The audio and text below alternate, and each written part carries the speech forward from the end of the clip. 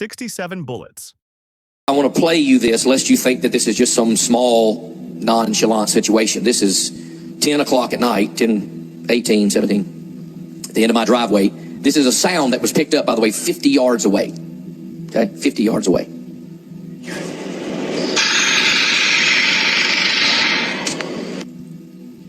"60 rounds in less than 3 seconds.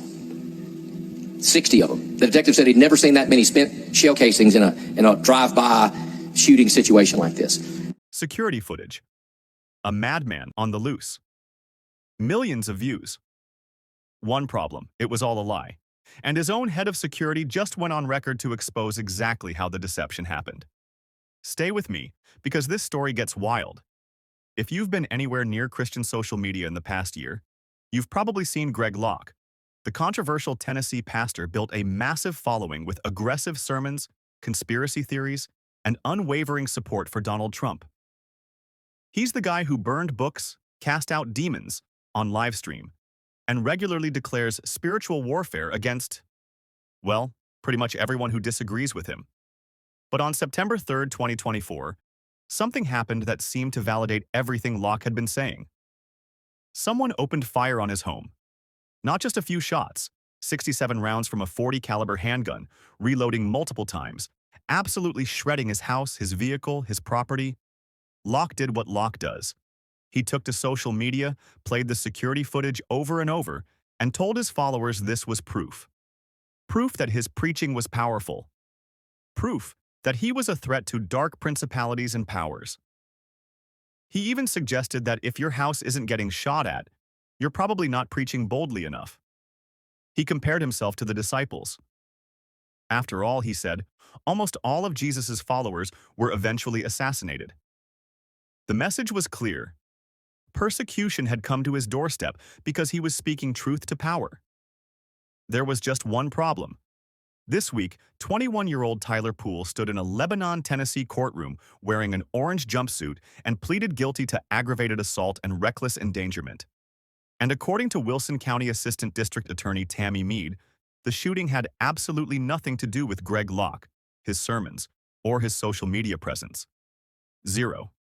Zilch. Nada. So what was it about? A teenager arguing with another teenager. Like boys do, as the prosecutor put it. Tyler Poole was feuding with Caden McGee, Greg Locke's 17-year-old stepson, got angry, got a gun, and made a catastrophically stupid decision. This wasn't spiritual warfare. This wasn't persecution. This wasn't a madman trying to silence a bold preacher. This was a bad dope deal, as deputies at the scene reportedly described it. A conflict between young men that had nothing to do with theology and everything to do with teenage drama. But here's where it gets really interesting. According to John Guffey, Greg Locke's former head of security who worked for him for a decade, Locke knew this from the beginning. John Guffey raced to the scene that night. Locke called him in a panic, a child screaming in the background. Guffey grabbed his gun and drove over immediately. When he arrived, the scene was chaos, bullet holes everywhere, shell casings up and down the driveway, and within 30 minutes, Guffey felt things started not adding up. It was like, okay, this was something the son was mixed up in, Guffey recalled. Tisha Locke, Greg's wife, was yelling at her son Caden, telling him to stop with this lifestyle. Guffey's wife was doing internet detective work and found Tyler Poole's social media, complete with pictures of him holding a handgun. Deputies were processing the scene and talking about a bad drug deal. And then, around 2 a.m., according to Guffey, something shifted. Tisha came back outside and said, "Now that I think about it, I think it was a hit on Greg." She repeated it several times, and then, and this is the key moment, she allegedly said explicitly, "We were going to let people believe it was an attack against the pastor." Let that sink in for a second. Guffey says Locke never directly lied and claimed he was targeted. But he heavily implied it. He played that security footage repeatedly. He wove it into his sermons. He built an entire narrative around persecution, boldness, and spiritual warfare. It's a good story to tell, Guffey said. It was done to bolster his reputation. And it worked. The story went viral. Supporters rallied. Donations likely poured in. Locke's brand of bold, persecuted preacher was validated in the most dramatic way possible. Except, it wasn't true. Guffey quit working for Locke in 2025, and while he says he still admires much of what Locke preaches, he says that the pastor's lack of integrity made him question a lot of things. Now, let's talk about Tyler Poole for a moment, because the narrative around him matters too. Locke called him a madman, but Poole's family tells a different story. His uncle, Jason Poole, said his nephew is a very loving dude, a very outgoing guy. He was a young guy trying to find his way in the world. Poole's mother left when he was young. His father died of a heart attack when Tyler was just 16. After that, he was pretty much on his own, with few positive role models. A family friend described him as someone who struggled with anger but wasn't mean-spirited. Tyler doesn't just do stuff like this for no reason, she said. Then people did something to piss him off. To be crystal clear, this is not an excuse. Firing 67 bullets into someone's home is inexcusable, dangerous, and criminal. Poole pleaded guilty and is serving 5 years in prison, eligible for parole in 2029. He made a terrible decision and he's paying the consequences. But he wasn't a madman targeting a pastor. He wasn't motivated by sermons or spiritual warfare. He was a troubled young man involved in a conflict with another troubled young man. And the prosecutor confirmed it. Poole got mad and got a gun. He did something dumb and now he's serving his sentence. Case closed. Except, here's what bothers me most about this story. It's not just that Greg Locke let people believe a false narrative. It's that he weaponized that narrative.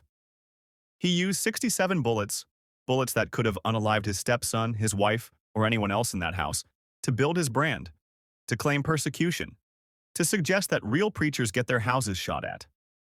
Global Vision Bible Church refused to comment on these revelations, instead texted back saying, "Thanks for reaching out. We've already moved past this." They've moved past it. Meanwhile, Locke was at Mar-a-Lago this week, preaching at a prayer breakfast, presumably still benefiting from the credibility that the false persecution narrative provided. And here's the loop I want to close. Remember how this started? With Locke comparing himself to the disciples, suggesting this shooting proved he was preaching the truth? The real disciples were persecuted for actually preaching the gospel. They didn't manufacture persecution. They didn't co-opt someone else's conflict. They didn't turn a teenage feud into a fundraising opportunity. They told the truth, even when it cost them everything. So what do we do with this information? First, we tell the truth. Tyler Poole made a terrible decision and is paying the price. Greg Locke's stepson was involved in something he shouldn't have been. And Greg Locke, intentionally or not, allowed millions of people to believe a false narrative that elevated his ministry. Second, we ask better questions. When a leader's story seems almost too perfect, too convenient, too brand-building, we should probably dig deeper.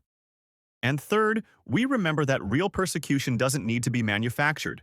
Real boldness doesn't require false narratives. Real integrity means telling the truth even when a lie would serve us better. Here's my challenge to you. Don't just consume the stories that outrage preachers want you to believe. Be like the Bereans. Investigate. Ask questions. Demand integrity from the leaders you follow. If this video made you think, hit that like button. Subscribe if you want more deep dives into stories the Christian influencer industrial complex doesn't want you to know about. And drop a comment below. How should Christian leaders be held accountable when they mislead their followers? Thanks for watching. I'll see you in the next one.